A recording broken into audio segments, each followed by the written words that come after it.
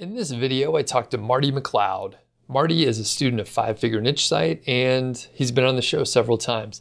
This is an update since we've heard his story from the beginning, and it's very interesting. A few things are going on this year in 2020. So we recorded this before Amazon changed their commission rate structure.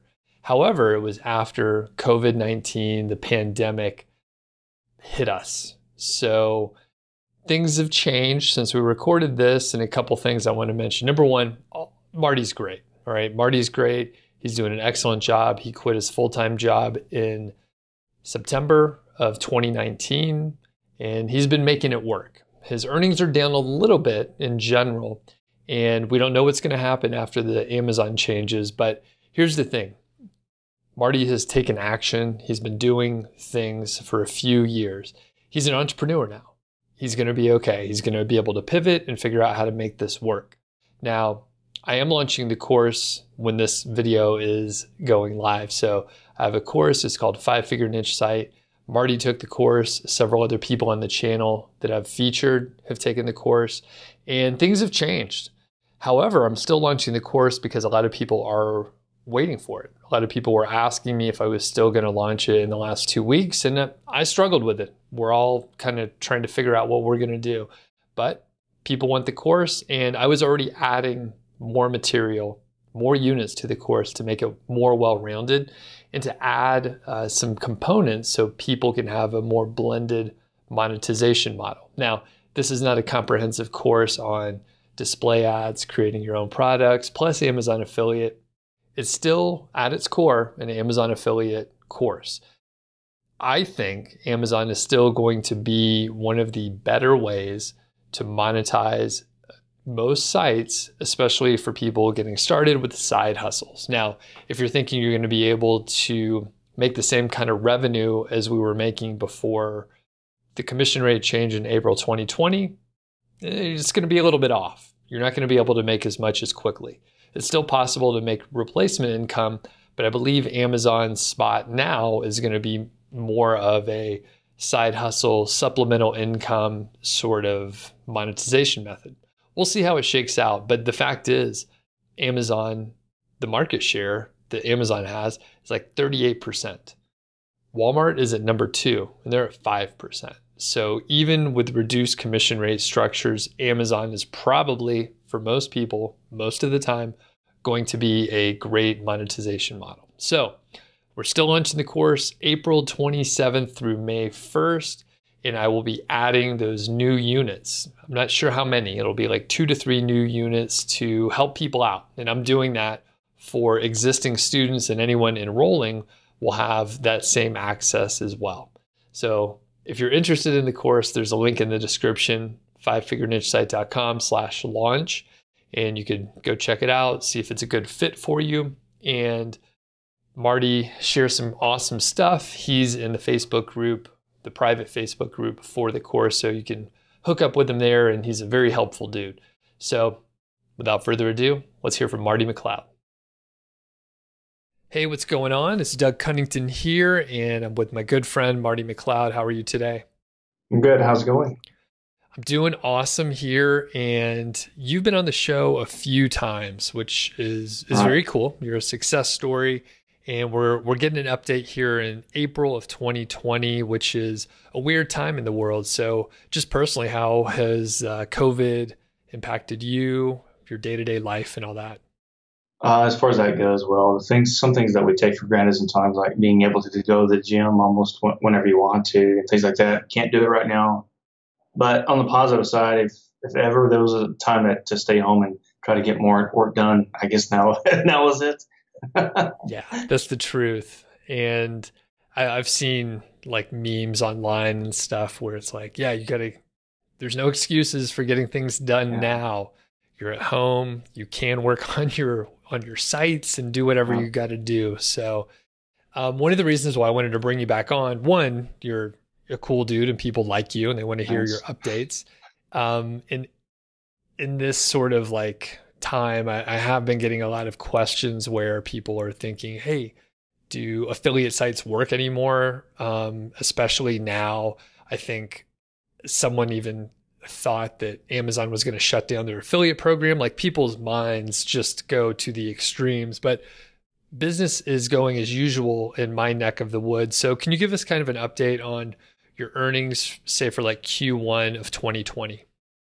Yeah. So I was on one of the people who, on my main site, not my second site, unfortunately lost some traffic starting last November.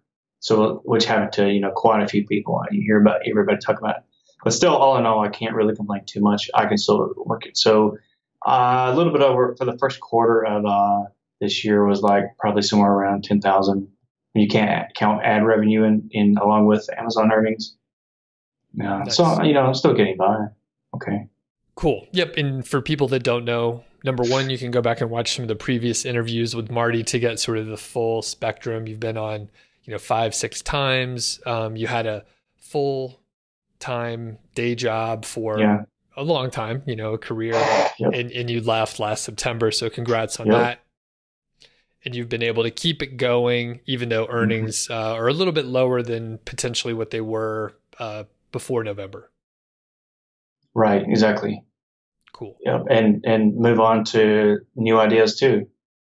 Yep. And that said, I introduced you to someone that was able to hook you up with a site. So you got an existing site. Can you tell us just a little bit about how that came about and the process of negotiating and then obtaining the site and what you've done to it so far? Yeah, of course, I owe you a big thank you for that opportunity. So she was a really nice person to deal with. So she had started a small niche site that was, most people would say it's seasonal, but I think there's some room for the rest of the year. Just that's one reason I bought it. It was basically that we started talking, and I just went ahead and said, what do you think it's worth? And she responded with what she thought it was, and I offered a little bit less. In my case, not quite, didn't know 100%, but I knew that I would have to put some work into it to get it to where I wanted it to be. So I tried to take that into account as opposed to something where you say, wow, it's just turnkey, but she was very fair about it. And I said, well, that's nice. And she was very helpful about things like transferring a domain were really easy. At least they were with Namecheap. And the transferring the site itself was okay because I'm with SiteGround. And with a good hosting company, that's a lot less of a pain than the Joe Blow hosting company. So I've learned, and the rest was just transferring analytics. I think once I had entered the money, which I did right away, and via PayPal, and that was pretty straightforward. In this case, there was no person in between, and she was happy about that because she said, I won't have these other things I'd rather be working on. It'd be nice to get the money, and this way I don't have to pay any fees to anybody. And so, I totally understand. So we both win, Yep. And I, being such a nice dude, I didn't ask for anything. I mean, I didn't want to do any work. So I was just I sent an email to each of you to intro, and I stayed out of the negotiations. I knew, like inside information from her and from you, but I didn't divulge anything so that you guys could do whatever deal you needed to do. And I stayed out of it. So that's pretty cool. Now, can you give us any idea on like the number of posts, traffic and earnings, whatever you're comfortable sharing here? Yeah, 27 posts, I believe it was. You can actually export a list of posts. There's a nice plugin that'll export stuff as a spreadsheet. I use that when I started going through each post and making changes. So about 27 posts. Some were informational, some were buyer posts, of course. And the traffic was, oh my goodness, I apologize. I'm trying to remember because it's changed now. It's gone up. It was pretty small. I think it might have been 2 or something thousand less per month. I can't remember exactly right off the top of my head. I'm sorry about that. But it's ever since I made my changes and what have you, the traffic immediately on the graph like this, or rather, Sure. So what did you do to the site and to the content to get such a quick turnaround? I went through and I formatted it pretty well for more or less the way that I'm already doing it on my other sites, and I changed the theme out for what I'm already using, and which is Rehub. Currently, I'm using Rehub, which let me just import the settings from my other sites. Then all I had to do is change little things like the colors and the logo. A lot of it had to do with the page speed because my images were too large. I mean, very big. And other things like that. There's a lot of stuff that adds up for page loading. And I added the cache, some other optimizations and things like that to get the page speeds, load times much smaller, get the page loading better, a lot better. What was the load speed? Do you happen to remember like the first time you tested it? I took a snapshot. I think I did. It might have been, it was several seconds. I wonder if it was back over 4. Over 4 It depends on the seconds. post. It depended a lot on the post because not all of them were the same. I resized images and they compressed them and this, that, and the other, Cool. But yeah, stuff like that. Okay, that's pretty awesome. And as far as the content, did you need to change or modify any of the actual copy on the pages? I did. Well, in her case, she uses British English, and I'm American, obviously. So there were some words that I had to change because my audience is going to be mostly American. So that was one thing I went through and did. A lot of it was just styling it, like breaking up longer paragraphs. And of course, I had to put my own tables in there and remove the old tables and put in my links and remove the old ones and buttons and what have you. It was also, I think I added more tables of content, excuse me, a table of contents, and a few other things like that. Okay. Change the featured images.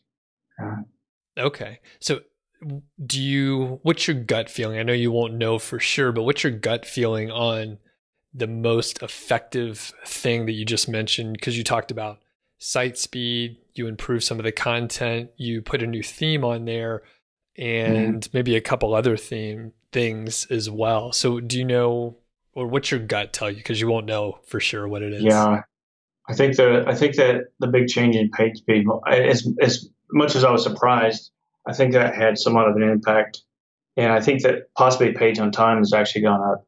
I'll have to go back and look at the numbers. That's my hunch. Okay. And that makes some sense if we just, let it play out. They all kind of work together. So number one, if someone Googled the term or whatever they were looking for, they click over to the site and it loads quickly, they're more likely not to bounce. And then if you have a theme and formatting of a post that is easier to consume, it'll keep people on the site longer. Thus, your rankings will probably go up because Google is getting those great signs of interaction on your site. So they kind of go hand in hand, I guess.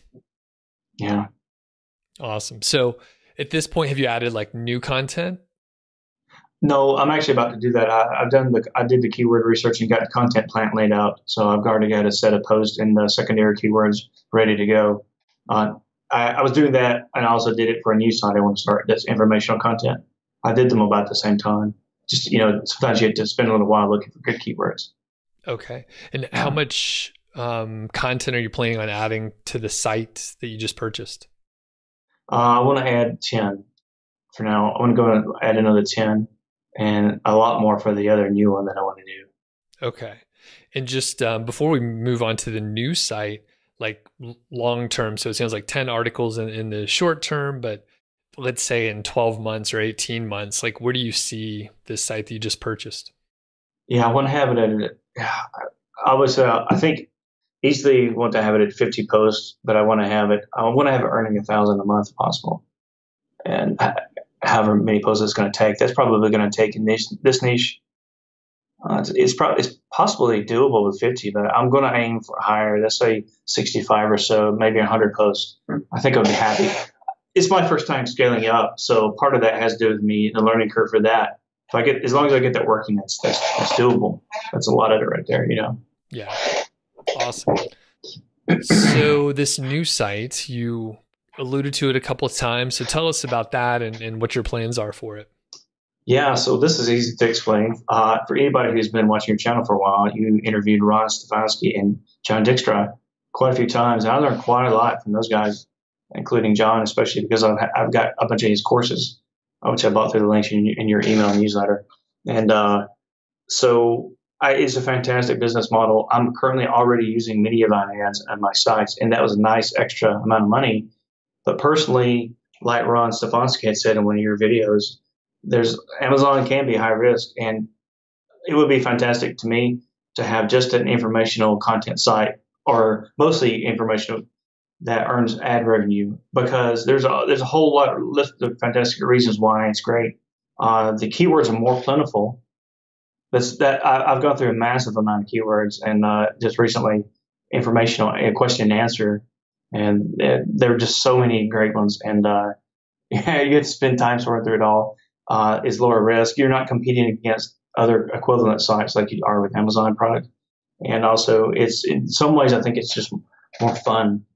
I kind of enjoy that kind of content personally. Very cool. Yeah.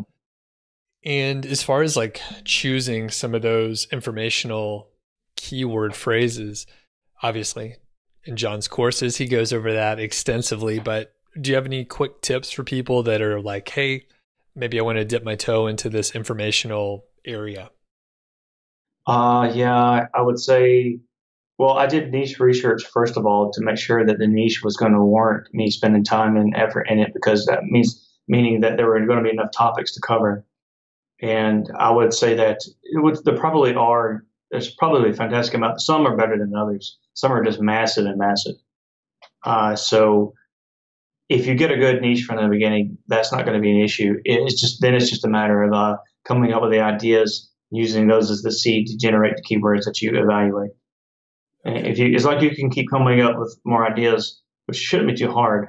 If you look for what people are asking, like in the multiple sources on the internet, you should find plenty of ideas. Cool. And how much content are you planning for that site in, Yeah, 6 months and just further out? 6 months.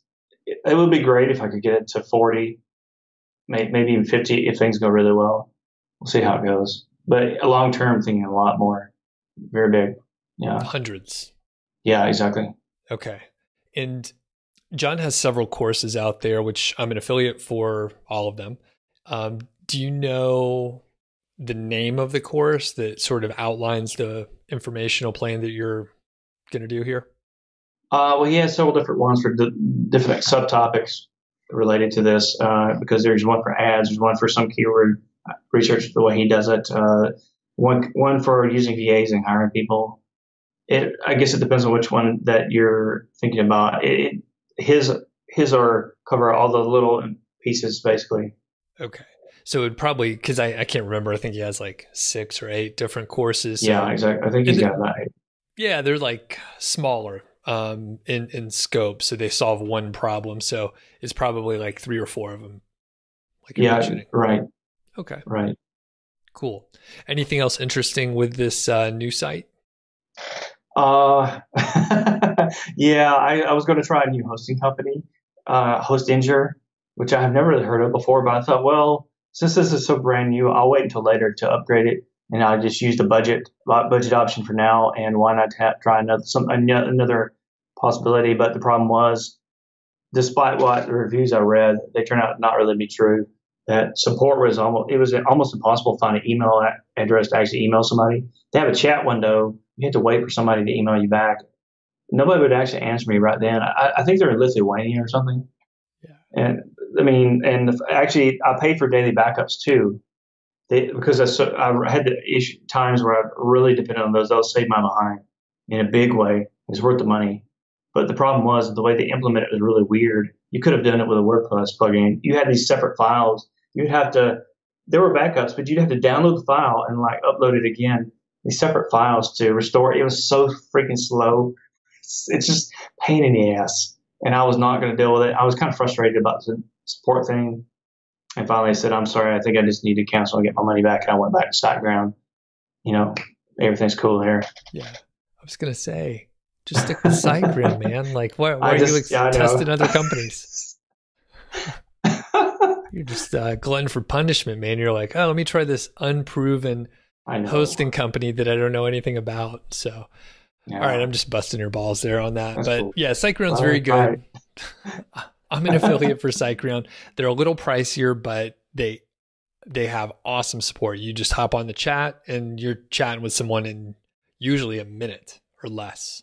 So, and for the first year, it was going to be almost exactly the same price as what I paid Hostinger.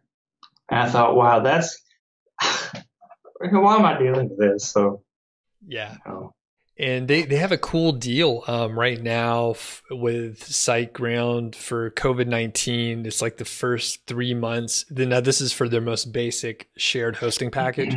So it's like 99 cents for the first 3 months, which is, I mean, that's practically free for most people. And, you know, whenever you renew or if you end up getting a lot of traffic, you probably will need to upgrade your hosting. But if, like, to just get started, to just launch your first site, like, it's a no-brainer. Okay, so sort of the last few things I want to ask you about are, I guess, your bigger site. I know it lost a little of the traffic and a little earnings, and you were also doing some CRO testing over there. So any other interesting stuff on, you know, your quote big site? I've actually been experimenting with GeneratePress to see what I can do to very closely duplicate the style of my rehab theme I'm using right now, but cut the load size. And I found out that if I was actually experimenting with GeneratePress Premium and Astra Pro, both of those. And it turns out even making it look nearly identical to my current theme, I can cut the size and at least by half or less. That's pretty good. That is pretty amazing. Yeah. Do you happen to remember sort of like the lean size that you came up with the GeneratePress? Like how big is that? I do. So, and I made a test post. I'm using the standardized test post for all these. So that was like 4 or 5, I think it was 4 or 5 images and some text, table contents. So the GeneratePress, and Astra was very close, just a little bit more, but GeneratePress, so without auto-optimize in use, that CSS and JS plugin active, without it in use, it was like 545 kilobytes or something. And when I activated auto-optimize, switched it on, it went down to a little bit under 300. I was surprised. Wow. And that's really with a few images too, huh? Yeah, with a few images. And I should add one thing. So I learned from Matt, who you interviewed a while back, and, you know, his Swim University site, he's using web-safe fonts, which there's no overhead for them to load like I was currently doing with Open Sans and other Google fonts. They cut off several things. You can see it in GTmetrix. This month that has the load is gone. And it looks extremely similar like it used to. I was trying all those things out and say, what's this really going to do? Testing it, you know? Yeah. Interesting. Is it pretty good? I found that too, because like when you first start, you're like, oh, I like the look of this Google font. It's Google, it must be universal. But yeah, like loading fonts doesn't seem like it'll be much, but every little thing counts. And little setting that I use the Focus WordPress theme often, which is built on Thesis, and you can set it for, you know, the normal web. What do they call it? The web fonts or something? Yeah, web-safe fonts. Web-safe fonts. Yeah, GeneratePress, you can do that. So you can set it for web-safe fonts, which, you know, no load time. You can load those Google fonts or whatever else you want to do. But you could also set it for like just the system fonts of whatever the person has on their computer. So it looks sort of like native for their device or whatever they're doing. So if they have some, you know, if they're using like Georgia or some other font, like it'll just show like whatever they're most comfortable with. So I guess there's no extra load time for the web-safe fonts either, but I was like, oh, if they have it on their machine and like that's what they're used to, I'm going to load that. So very cool. So did you have to do any like coding or removing any code with GeneratePress, or was just no? GeneratePress, and I think Astra can do some, but GeneratePress I like it a little bit better, to be honest. It's one of the options. You can just choose it from a drop-down. So there's a whole list of, let's say, fonts to choose from. You're not forced to use just one, but there's several that are already available, so there's no CSS or whatever involved. GeneratePress, to stylize it, is highly customizable, so there is a little bit of a learning curve, but when it's all said and done, they're very helpful. Or you can probably find information somebody's probably already asked to get you the little snippets of CSS you just put in there and make it look like you want to. So it's not as easy out of the box, but it's much more powerful. There's even more stuff you can do with it. Awesome. And I think, you know, Matt Giovanisi, the person you were talking about with Swim University and Listen Money Matters and moneylab.co. He has several different things going on, but yeah, he created a theme and basically stripped it down. I'm not sure if he had like a base theme that he was sort of mimicking, but his is pretty bare bones as well. Yeah. And did you check it out? Did you play with I it? did. I did. Actually, it showed that it was less than 80 kilobytes. Ridiculous. I'm not lying. It was ridiculous. I was like, wow. There's cool. so little. The window for what's actually loading was so small. I'd never seen it before. Yeah. And it's on my list, but I was busy moving and all that stuff, but I was going to pick it up and just like put it on one of my sites, and just to see what it was like. But I think it's essentially the bare minimum. And the downside, there's two minor downsides. He doesn't offer support, so that's okay. But he tells you that up front. So you buy it, you have like the bare bones minimum of like a theme. And then after that, he shows you how to customize it in certain ways. But in my opinion, it's probably a perfect way to layer on complexity. So if you wanted to, say, create a feature box exactly how you want it to look, let's say you want to mimic the wire cutter, you could probably hire someone to code the CSS for you, slide it into Carbonate, that's what it's called, slide it into Carbonate, and then you could just use that class wherever you need to use it and just have a lean site 100% of the time. So very cool theme, and I'm glad you checked it out. Is there any reason why you didn't use Carbonate for your sites? Yeah, it's really nice, but I think it does not have a sidebar. And for Mediavine ads, that's one of the things they do, place ads in sidebar desktop. So, and there's some features I'd rather keep. Other than that, I think those are really the only reasons why. Okay, very cool. Well, any other notes on like CRO, or did you learn anything in the meantime in the last few months? Yeah, I don't think we've discussed this topic. So I was measuring and tracking the click-through rate on the different kinds of buyer posts because I've had a hunch for a while, and it turns out that some are far less. There's far less return on some that I've worked very, very hard for, unfortunately. So I'm going to be focused on certain ones from moving forward more often. Is there any general, I guess, guidelines or is it very specific to your site? It's not site specific because I'm seeing the same pattern on both, and they're very different demographics. So the best extra wire far and above, several times more click-through rate than the versus and the single product reviews. Single product, my versus post, I'm testing one. I'll have to do some more, but it's okay. It was around say 14-15%, but the single product reviews some of them were less than 1%, and this is with very good content. So and this was the same content format across two sites. So it's not like there's some big, huge, I'm not throwing other variables into the mix there. And that's very disappointing. Some are a little bit better, but they're still less than 5. And that's unfortunate when you work really hard on something. But I think those are still worth the authority and some traffic. And I think I can run ads on those. That'll be okay. Still get the use out of it. But the best X for Y type poster, my goodness, they're just the main breadwinners, hands down, easily. The data doesn't lie. Why do you think those perform so much better? I had one guy suggest that he thought that the single product reviews were possibly people were shopping somewhere else, but they came over here to see my review before they bought it here. I think it might be a factor, but I think it's the buying psychology and search intent is probably the biggest thing. That's my hunch right now, my hypothesis. I really believe it's more I'm ready to buy as into I'm either thinking about it or I'm going to buy it somewhere else and I want to read this information.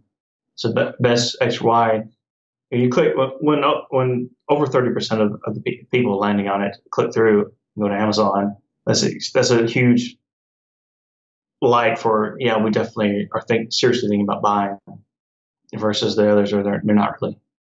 Yeah, I think you're right on that. And I've in the very beginning I was doing whatever post I could come up with, right? So best best marker for whatever ended up being like some of the better performing kind of posts, just like you're saying.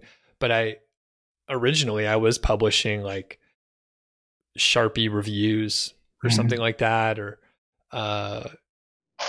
silver Sharpie review, something like that. And yeah, people maybe would read them, but like you're saying, whatever,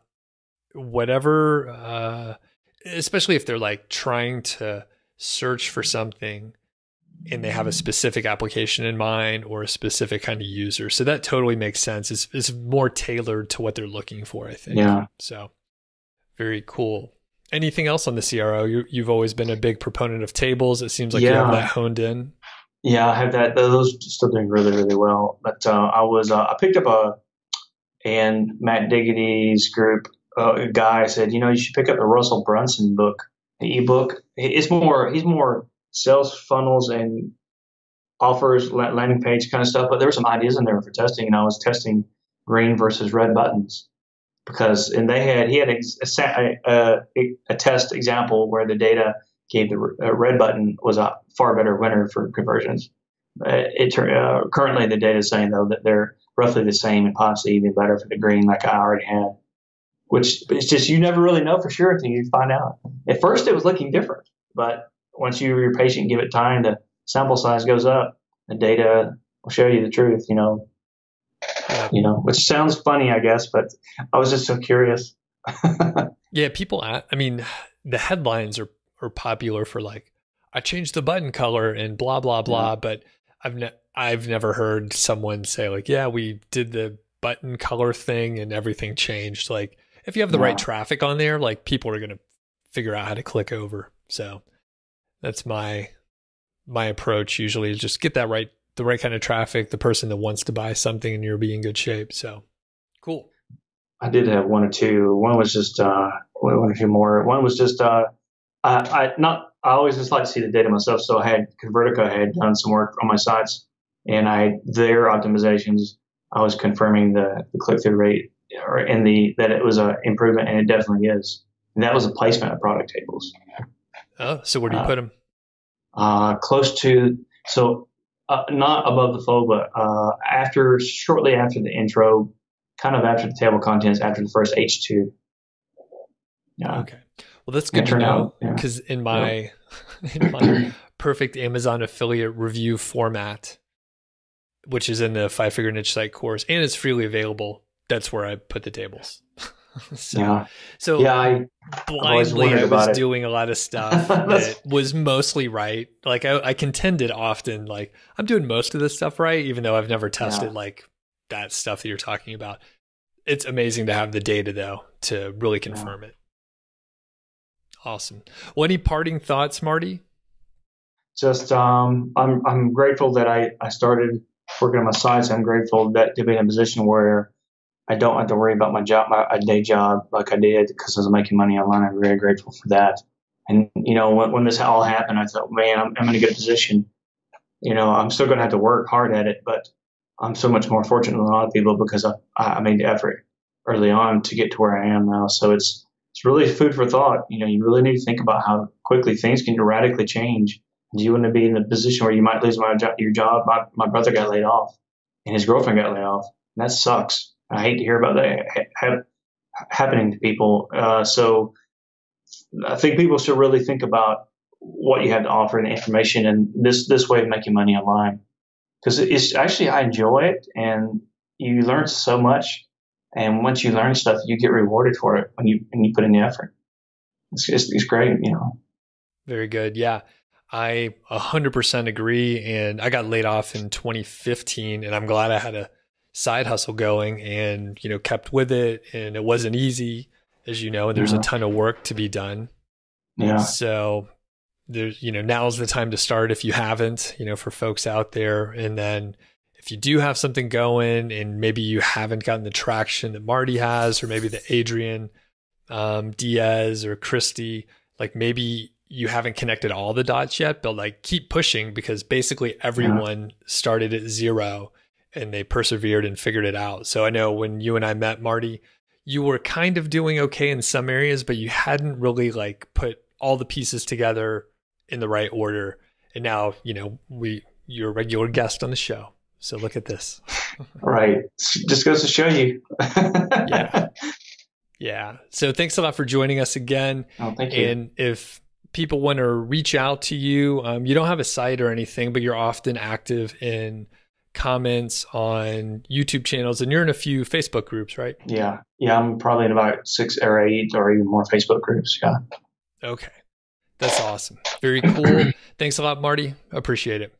Thank you. Thanks a lot to Marty, and hopefully we'll be able to get some updates from Marty in due time to see how this commission rate change has shifted his revenue and what he's going to be doing. I got to let you know about an interview that's coming up.